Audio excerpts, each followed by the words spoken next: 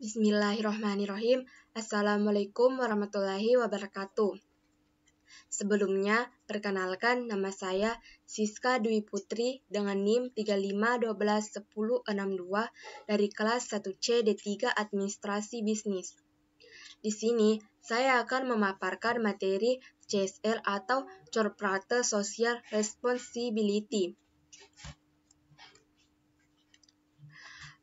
Apa yang dimaksud dengan CSR? Menurut World Bank, CSR ialah komitmen dunia usaha untuk memberikan kontribusi bagi pembangunan ekonomi yang berkelanjutan bekerja sama dengan tenaga kerja dan organisasi dengan masyarakat lokal dan dalam masyarakat yang lingkup luas untuk memperbaiki kualitas hidup dengan cara yang menguntungkan baik pada dunia usaha atau pembangunan. Menurut Sheher Merhorn, CSR adalah kepedulian organisasi bisnis untuk bertindak dengan cara-cara mereka sendiri dalam melayani kepentingan organisasi dan kepentingan publik eksternal. Pengertian CSR secara umum ialah sebuah pendekatan di mana perusahaan mengintegrasikan kepedulian sosial di dalam operasi bisnis mereka dan dalam interaksi mereka dengan para stakeholder berdasarkan prinsip kemitraan dan kesukarelaan. 3 prinsip dasar CSR oleh Carroll yang biasanya disebut dengan triple bottom lines, yaitu 1. People, perusahaan yang harus memiliki kepedulian terhadap kesejahteraan manusia di sekitar mereka beroperasi. 2. Planet, sebagai bentuk kepedulian pihak perusahaan kepada lingkungan hidup. 3. Profit, orientasi yang harus dikejar oleh perusahaan untuk mendapatkan keuntungan ekonomi agar usaha mereka dapat beroperasi dan berkembang. 4 jenis tanggung jawab PC oleh Carroll, yaitu 1. Tanggung jawab ekonomi, 2. Tanggung jawab legal, 3.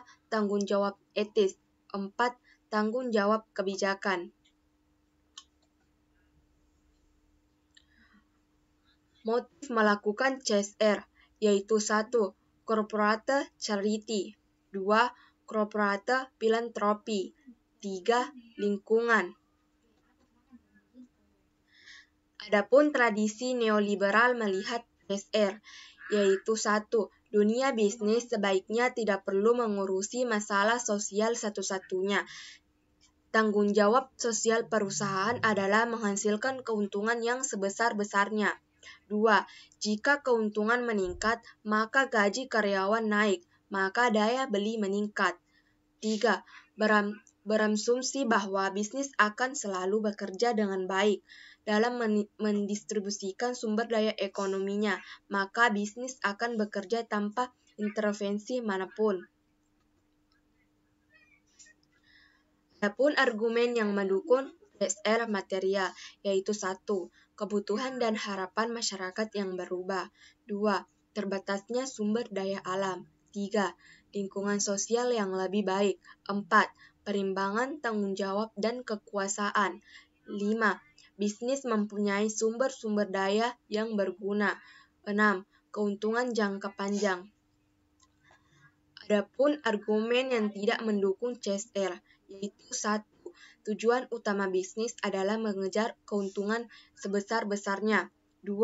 Perhatian perusahaan menjadi terbagi-bagi dan tidak fokus. 3. Biaya keterlibatan sosial. 4.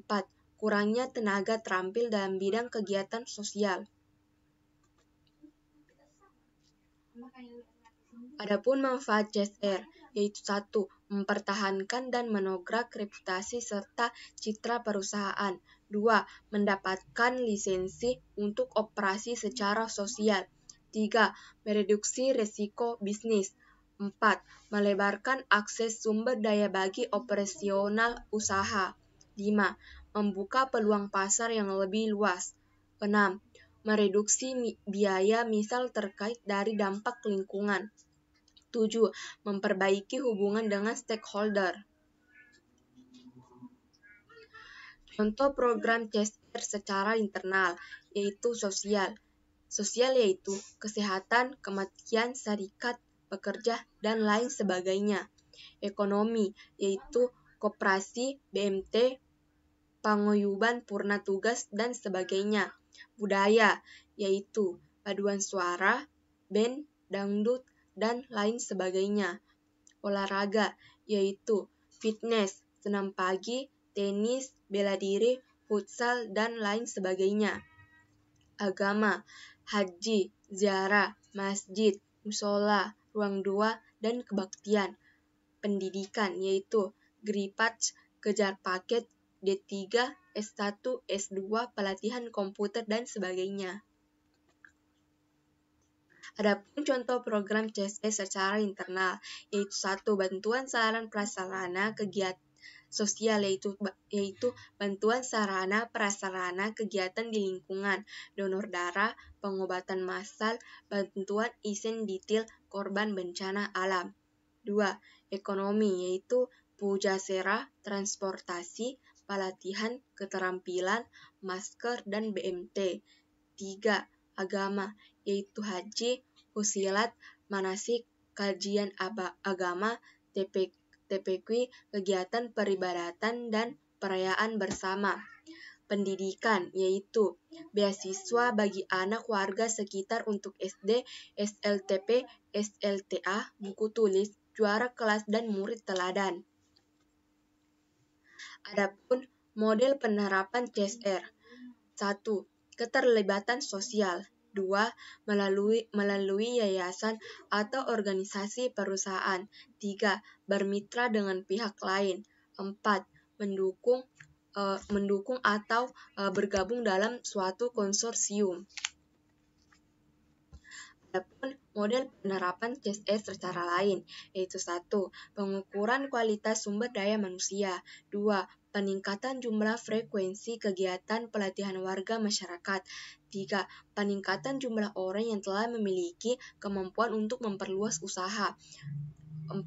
Peningkatan jumlah orang yang telah memiliki akses dan mengelola keuangan usaha, membuat akuntansi, dan memonitornya. 5. Peningkatan jumlah orang yang telah menguasai teknik produksi yang relatif canggih. 6.